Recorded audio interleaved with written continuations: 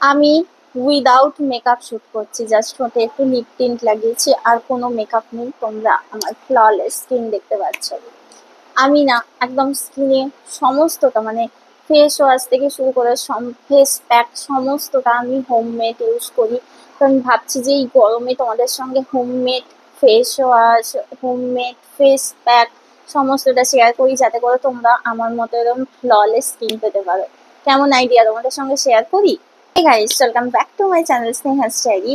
আজকের ভিডিওতে আমি তোমাদের সঙ্গে কোনো হেয়ার কেয়ার টিপস শেয়ার করছি না, বরং আজকের ভিডিওতে আমি তোমাদের সঙ্গে একটু গল্প করতে এসেছি। মানে প্রত্যেক দিন না হেয়ার কেয়ার আর স্কিন কেয়ার টিপস শেয়ার করতে করতে আমি একদম বোর হয়ে গেছি। তো অ্যাকচুয়ালি তোমরা বেশ কিছু জন আমাকে আমার ভিডিও কমেন্ট সেকশনে লাগাতার কমেন্ট করছিলে যে দিদি তোমার কি হয়েছিল, তুমি কেন হসপিটালে ভর্তি হয়েছিলে, তুমি এখন কেমন আছো, আমাদেরকে জানাও। তুমি হঠাৎ করে বললে যে তুমি হসপিটালে ভর্তি আছো, তারপর অনেক দিনের গ্যাপ, তারপর আবার ভিডিও দেওয়া স্টার্ট করলে। তো তোমার কি হয়েছিল, কেন হসপিটালে ভর্তি ছিলে, আমাদেরকে একটু ডিটেলসে বলো। তো আমি ভাবলাম যে তোমাদের সঙ্গে ওটা তো আমি শেয়ার করবোই, আরো অনেক কিছু ইম্পর্টেন্ট জিনিস শেয়ার করব। তো তার জন্য ভাবলাম যে একটা ভিডিও তৈরি করি আর তোমাদের সঙ্গে সমস্ত ইনফরমেশন গুলো আমি শেয়ার করি। অ্যাকচুয়ালি আমি নিজের প্রাইভেট লাইফ খুব একটা ডিসক্লোজ করি না, তোমরা খুব ভালো করে জানো। আমি আমার ভিডিওগুলোতে আমার প্রাইভেট লাইফটা সবসময় প্রাইভেট রাখি, বাট আমি ওই আমার হসপিটালে ভর্তি হওয়ার সময়কার ভিডিওটা বানিয়েছিলাম, কারণ হচ্ছে যে আমি অনেক দিন গ্যাপ হয়ে গেছিল, ভিডিও দিতে পারছিলাম না। তো তার জন্য তোমাদের চিন্তা হতেই পারে যে কি হলো, কেন ভিডিও দিচ্ছে না, ওটা একটা কারণ ছিল। আরেকটা কারণ ছিল যে অনেক দিদিদের অর্ডারগুলো পেন্ডিং ছিল, তো তাদেরকেও আমার জানানোর দরকার ছিল। তার জন্যই অ্যাকচুয়ালি আমার সোশ্যাল মিডিয়ায় তোমাদেরকে আপডেট দেওয়া। তো যখন বলেই দিয়েছি তখন বাকিটাও বলে দিয়েছি আমার কি হয়েছিল, আমি কেন অসুস্থ। চলো আসল কথায় আসি। তবে আমার কথা অনেকক্ষণ শুনতে শুনতে তোমরা বোর হয়ে যেতে পারো, তাই আমার কথার সঙ্গে আমার বর্ধমানের বাড়ি মানে আমার যে শ্বশুর বাড়ি বর্ধমানে, যেখানে আমাদের বাড়ি আছে, সেখানকার ছাদ বাগানের কিছু ক্লিপস আমি তোমাদের সঙ্গে শেয়ার করছি। আমি রিসেন্টলি বর্ধমানে গেছিলাম আমার বাড়িতে, তো ওখানটায় কিছুদিন ছিলাম, তো ওখানকার কিছু ক্লিপস আমি তোমাদের সঙ্গে শেয়ার করছি। আর সঙ্গে আমার কথাগুলো তোমাদেরকে বলছি, যাতে করে তোমরা বোর না হয়ে যাও। তো কথাটা হচ্ছে যে আমি সম্ভবত শুক্রবার দিন, হ্যাঁ শুক্রবার দিন সকালবেলা আমি বাড়িতে ছিলাম, নর্মালি বাড়িতে ছিলাম। তো সকালবেলা না হঠাৎ করে আমার তলপেটে কনকন করে ব্যথা হওয়া স্টার্ট হয়। ফার্স্টে আমি ইগনোর করেছিলাম যে হয়তো নর্মালি ব্যথা হচ্ছে। তো তারপরে না ব্যথাটা বাড়তে শুরু করে, প্রচন্ড বাড়তে শুরু করে। এবারে তোমরা তো খুব ভালো করেই জানো যে আমি প্রচন্ড হেলদি লাইফ স্টাইল মেনটেন করি, আমি সমস্তটা মেনটেন করি, খাওয়া দাওয়া ডায়েট এভরিথিং মেনটেন করি। তো আমি কেন মানে অকারণ কেন আমার পেটে ব্যথা হচ্ছে? আমার পিরিয়ডের কোনো প্রবলেম ছিল না, আমার পিরিয়ড একদম রেগুলার, আমার হরমোনাল কোনো রকম ইমব্যালেন্স নেই, তাহলে কি হলো এত যন্ত্রণা হচ্ছে? তো আমার বর ছিল হসপিটালে। তো আমি ওকে ফোন করে বললাম যে আমার প্রচন্ড পেটে যন্ত্রণা হচ্ছে, আমি আর মানে সহ্য করতে পারছি না, আমি কি করব। তো ও ওখান থেকে ডিউটি থেকে দৌড়ে আসে, দৌড়ে এসে কি করে আমাকে একটা ইঞ্জেকশন দেয়, পেন কিলার ইঞ্জেকশন দেয়। তো ইঞ্জেকশন দেওয়ার পর বলে যে দেখো তুমি ব্যথাটা কমছে কিনা, আর যদি এরপরেও ব্যথা না কমে তাহলে আমি তোমাকে হসপিটালে ভর্তি করে দেবো। তো পেন কিলারের ইঞ্জেকশন দিয়ে ৮ ঘন্টা মতো অপেক্ষা করে। তো তার মধ্যে কি আমার ব্যথার ইন্টেন্সিটিটা কমে যায়, ব্যথাটা কমে না। প্রচন্ড যন্ত্রণা হচ্ছিল, যন্ত্রণাটা কমে যায়, বাট ব্যথাটা থাকে। তো আমি না তখন ওকে আর ডিস্টার্ব করিনি, আমি বলেছি যে ঠিক আছে তুমি কাজে যাও, আমার ব্যথা কমে গেছে, কোনো অসুবিধে নেই। তো ও কাজে চলে যায়। ও কাজে যাওয়ার পরে আবার রাত্রিবেলা আসে।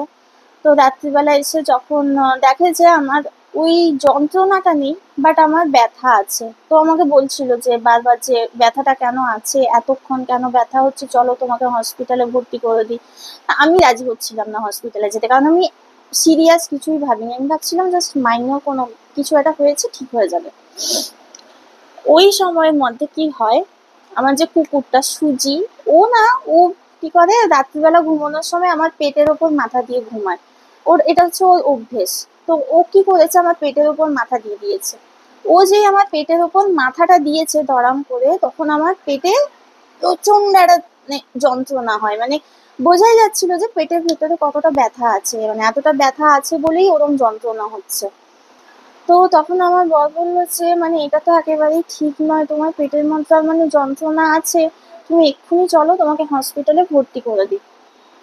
দিয়ে ও আমাকে হসপিটালে নিয়ে যায়। এবার আমরা যখন হসপিটালে যাই তখনও আমরা ভেবেছিলাম যে মাইনর কিছু একটা হয়েছে, সেরকম সিরিয়াস কিছু নয়। হসপিটালে গেলাম, হসপিটালে গিয়ে ফার্স্টে ডক্টররা, আমি ওই হসপিটালেই মানে গেছিলাম, শিশু মঙ্গলেই গেছিলাম। তো শিশু মঙ্গলে ফার্স্টে ডক্টরসরা সাসপেক্ট করে যে আমার বোধহয় গল ব্লাডার স্টোন হয়েছে। হ্যাঁ ঠিক আছে ভাই, মাইনর ব্যাপার, গল ব্লাডার স্টোন হতেই পারে, কিন্তু আমি তো জলও খাই অ্যামাউন্টে, গল ব্লাডার স্টোন কি করে হলো। তবে তো আমি ইউএসসি করতে গেলাম, বললো যে একটা ইউএসসি করিয়ে নিতে, দেখা যাক যে কি হয়েছে। কিন্তু যখন ইউএসসি করলো, বললো কোনো গল ব্লাডার স্টোন নেই।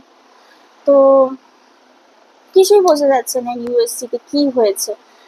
তো ইউএসসি করার পর তারপর বললো যে আমার পেটে খানিকটা ফ্লুইড জমেছে, ফ্লুইড মানে খানিকটা জল জমেছে। দিয়ে ওরা ওখানটা পেন ম্যানেজমেন্ট করে আবার ইঞ্জেকশন দিয়ে পেন ম্যানেজমেন্ট করে বললো সেরকম কিছু নয়, বলে আমাকে ছেড়ে দিল। বলে একটা পরের দিন একটা নর্মাল আর একটা টিভিএস করে নিতে, একটা ভালো জায়গা, এখানে কলকাতার একটা ভালো জায়গা থেকে একটা টিভিএস করে নিতে বললো, যে কি হয়েছে ডিটেলে দেখার জন্য, পেটে জলটা কেন জমেছে। আমরা বাড়িতে চলে এলাম। পরের দিন আমরা গেলাম টিভিএস করতে। টিভিএস মানে হচ্ছে ট্রান্স ভ্যাজাইনাল সোনোগ্রাফি। তো ওই সোনোগ্রাফিটা করার পরে ধরা পড়লো যে আমার পেটের মধ্যে শুধু জল জমেনি, অনেকটা ব্লাডও জমেছে। তো তখন হচ্ছে মানে তখন মেন টেনশনের ব্যাপারটা হয়েছিল যে ওটা কেন হয়েছে ব্যাপারটা। এবারে জিনিসটা না ডক্টরসরা সাসপেক্ট করেছিল যে এটা একটোপিক প্রেগনেন্সি কেস হতে পারে। একটোপিক প্রেগনেন্সি হচ্ছে টিউবাল প্রেগনেন্সি, যে প্রেগনেন্সিটা টিউবে চলে আসে। সেটা নিয়ে এবার ওটা যখন আমাকে বললো, আমিও প্রচন্ড টেনশন করছিলাম যে মানে এরকম কি করে হলো, টিউবে প্রেগনেন্সি চলে এলো, আমি বুঝতেও পারলাম না। আমি মানে আমাকে যখন এটা বলে, তারপর যখন বলে যে ইমিডিয়েট আমাকে হসপিটালে ভর্তি করতে হবে, আমি প্রচন্ড কাঁদছিলাম, মানে প্রচন্ড কাঁদছিলাম। আমি জানি একটোপিক প্রেগনেন্সি কতটা বাজে জিনিস, টিউবাল প্রেগনেন্সি, সার্জারি করতে লাগবে। তো আমি মানে প্রচন্ড কাঁদছিলাম। তো আমার বর আমাকে শিশু মঙ্গলেই ভর্তি করেছিল, অ্যান্ড ওখানকার শিশু মঙ্গল হসপিটাল এত ভালো, ওখানকার চিকিৎসা এত ভালো, ওরা আমাকে 24 ঘন্টা অবজারভেশনে রেখেছিল, আমার সমস্ত ভাইটালস চেক করেছিল, সবাই এত কেয়ার করেছে, এত কেয়ার করেছে আমাকে। 24 ঘন্টা ওরা অ্যান্টিবায়োটিক্স চালিয়ে রেখেছিল, সব সময় আমার হিমোগ্লোবিন টেস্ট করছিল, আর মানে প্রত্যেকের এত ভালো ব্যবহার, আমার হাজবেন্ডের সিনিয়র দিদিরা, আমার হাজবেন্ডের স্যাররা, ওনারা আমাকে এত কেয়ার নিয়েছেন, এত কেয়ার নিয়েছেন, মানে এত ভালো ট্রিটমেন্ট আমি কোনো হসপিটালেই পেতাম না। তো আমাকে 24 ঘন্টা অবজার্ভ করার পরে ওনারা এটা কনক্লুশনে আসেন যে এটা একটোপিক প্রেগনেন্সির কেসই নয়, মানে আমার একটোপিক প্রেগনেন্সি আসেনি। প্রেগনেন্সি টেস্ট হয়, প্রেগনেন্সি টেস্ট নেগেটিভ। তো আমি না তখন ফাইনালি শান্তি পেয়েছি যে না ভাই, এটা মানে এটা প্রেগনেন্সি নয়। কারণ মানে আমার আমার মেন টেনশনই এটা ছিল যে একটোপিক প্রেগনেন্সি না বেরিয়ে যায়, কারণ আমি জানি একটোপিক প্রেগনেন্সি কতটা খারাপ জিনিস, আর আমার ভিডিও যারা দেখছো তারাও অনেকে জানো একটোপিক প্রেগনেন্সি কতটা খারাপ জিনিস। তো আমি ফাইনালি নিশ্চিন্ত হলাম যে না, এটা প্রেগনেন্সি নয়। তারপরে আরো টেস্ট হয়, আরো টেস্ট হওয়ার পর জানা যায় যে এটা একটা নর্মাল একটা ওভারিতে একটা সিস্ট যেটা হয়েছিল, খুব নর্মাল জিনিস, এটা ওভারি সিস্ট ফর্মেশন হওয়া, যেটা মেনস্ট্রুয়েশনের সঙ্গে সঙ্গে ডিসলভ হয়ে যায়। বেশি অনেক মানুষেরই সিস্ট ফর্মেশন হয়, তারা জানতেও পারে না, আবার ওটা একা একা ঠিক হয়ে যায়। তো আমার কি হয়েছিল, ওই সিস্টটা রাপচার করে গেছিল। তো ওই সিস্টটা ফেটে যাওয়ার জন্যই হয়েছে কি, আমার পেটের মধ্যে ফ্লুইড জমা হয়েছে, ব্লাড জমা হয়েছে। মানে আমি তো ডাক্তার নই, আমি যতটা ওদের কথা শুনে আমি যতটা বুঝতে পেরেছি আমি ততটাই তোমাদের সঙ্গে শেয়ার করছি। এর মধ্যে হয়তো কিছু আমার ভুলও থাকতে পারে, বাট জিনিসটা খুব মাইনর ইস্যু ডক্টরসরা বললো, যেটাকে নিয়ে অ্যাকচুয়ালি আমরা খুব ভয় পেয়ে গেছিলাম, কারণ ভয় পাওয়ার মতোই ব্যাপারটা দেখাচ্ছিল ইউএসসিতে। তো ডক্টরসরা বললো যে সার্জারির কোনো প্রয়োজন নেই, ওষুধ খেলেই একা একা ফ্লুইড ব্লাড সবই সরে যাবে, একটু রেস্ট নিতে হবে 1 মাস। তো আমি ভাবলাম যে হ্যাঁ ঠিক আছে, 1 মাস বেড রেস্ট নিয়ে নিই, আর ওষুধগুলো খেতে হবে। প্রচুর ওষুধ খেয়েছি আমি। তো 1 মাস পুরো রেস্টে ছিলাম। 1 মাস রেস্টে থাকার পরে আমি 1 মাস পর যখন রিপিট ইউএসজি করি, আমার ওভারি, টিউব, ইউটেরাস সমস্ত কিছু একদম নর্মাল কন্ডিশনে চলে এসেছে আমি দেখলাম। প্লাস যেটা ব্লাড জমেছিল, ফ্লুইড জমেছিল, সেটাও সরে গেছে। তো সব কিছু একদম ওকে। মানে আমি এতটা রিলিফড হয়েছি না, মানে আমি সবচেয়ে বেশি টেনশনে ছিলাম, প্রচন্ড টেনশনে ছিলাম। আমার মানে আমার হাজবেন্ডের কথা তো ছেড়েই দাও, ও সবার আগে আমার আমার কথা ভাবছিল। ও এটা ভাবছিল যে যা কিছু হয়ে যাক স্নেহাকে বাঁচতে হবে, কিন্তু আমি আরো অন্য অনেক কিছু ভাবছিলাম। তোমরা জানো যে একটা মেয়ের মাথায় যখন তার প্রেগনেন্সি রিলেটেড কোনো ইস্যু হয়, তখন তার মাথায় আরো অনেক কথা চলে। তা আমার মাথায় আরো অন্যান্য অনেক কথা চলছিল, অনেক টেনশন চলছিল। মানে আমার মনে হয় সবচেয়ে বেশি টেনশনে আমি ছিলাম।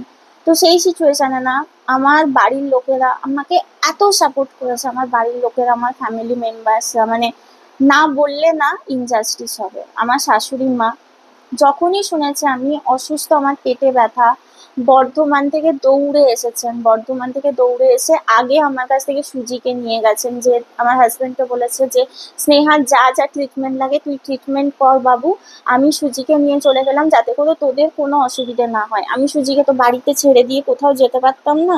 তো তাই আমার শাশুড়ি মা এসে আগে সুজিকে নিয়ে চলে গেছেন। তারপর বলেছে যে তুই ট্রিটমেন্ট কর, যা যা প্রয়োজন, যা যা করতে হয় সবকিছু কর, তারপরে সুস্থ হয়ে তুই বাড়ি ফিরে আয়, তুই বাড়ি ফিরে বর্ধমানে এসে আমার কাছে থাক, আমি তোকে দেখবো।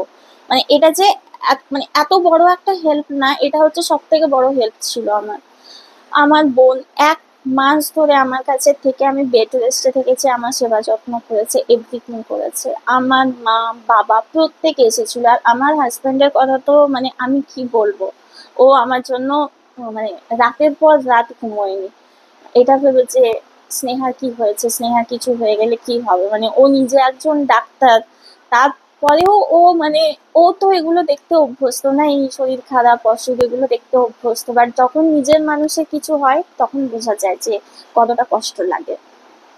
তো ওর কথা আমি মানে বলে বোঝাতে পারবো না। ও আমার জন্য যা করেছে, ওই 5 দিন এত সেবা যত্ন করেছে, হসপিটালে রাত দিন জেগে থাকা, আমার বেডের পাশে বসে থাকা, মানে ওর ওর কথা আমি বলে শেষ করতে পারবো না। প্লাস হচ্ছে শিশু মঙ্গলের সমস্ত স্টাফ, সমস্ত ডক্টরসরা এত করেছে আমার জন্য। এবং ওরা ওদের, আমি ওখানে গিয়ে দেখেছি, ওরা ওদের প্রত্যেকটা পেশেন্টের জন্য ইকুয়ালি কমিটেড। ওরা ওদের প্রত্যেকটা পেশেন্টের জন্য না এতটাই করে। তো finally I am out of danger now. আমি ভালো আছি, সুস্থ আছি, খুবই সুস্থ আছি। আমি নর্মাল লাইফে ব্যাক করে গেছি, আমি নর্মাল লাইফ লিড করছি, বাট একটু সাবধান আছি। ওষুধ এখন আমি কন্টিনিউ করছি, বাট আমার সমস্ত কিছু প্রবলেম সলভ হয়ে গেছে, তাও আমি ওষুধ কন্টিনিউ করছি। আমার আরো 1 মাসের মেডিসিন বাকি আছে। তো তারপরে সমস্ত কিছু একদম নর্মালি চলবে, আর কোনো প্রবলেম নেই। আর হচ্ছে আমার কুচুটে আত্মীয় স্বজনরা যারা ভাবছিল ভাই খুব ভালো হয়েছে, এ তো ভোগে গেছে, তাদের জন্য বলছি সরি কাকিমা, আমি একদম ভালো আছি, একদম সুস্থ আছি, এই যাত্রায় তো বেঁচেই গেলাম। আর তোমরা যারা আমাকে নিয়ে খুব বেশি চিন্তা করছিলে, তোমাদেরকেও আমি বলছি আমি একদম ভালো আছি, একদম সুস্থ আছি, আমার কোনো প্রবলেম নেই। আর আমি তোমাদের জন্য অনেক অনেক অনেক অনেক ভালো ভালো কন্টেন্ট নিয়ে আসবো। তার জন্য তোমাদেরকে কি করতে হবে, আমার চ্যানেলটা দেখতে হবে, সবসময় নজরে রাখতে হবে, সাবস্ক্রাইব করতে হবে, বেশি বেশি করে লাইক করতে হবে, যাতে করে সমস্ত মানুষ অব্দি আমার মেসেজগুলো যায়। আজকে ভিডিওটা এখানে শেষ করছি। এরপরে ভিডিও না আমি স্কিন কেয়ার দেবো, ঠিক আছে? তো টাটা।